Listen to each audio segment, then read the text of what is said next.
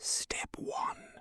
Click on File /Save As /Browse /File Type Excel Macro Enabled Workbook XLSM /Save As.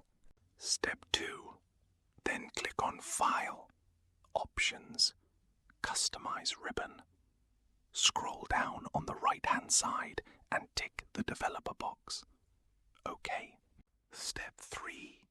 Then click on the Developer tab and then Macro Security, and then tick the bottom box of Enable VBA codes.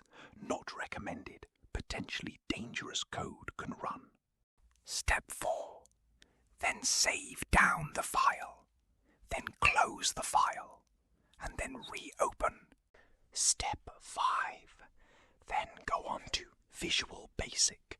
And then Insert /Module. Then paste in the code which is in the description. Step 1. Start off by amending line 11 of the code to get the file path of where you want the Word documents to be exported to after it has completed, and include a / at the end of the file path. Step 2.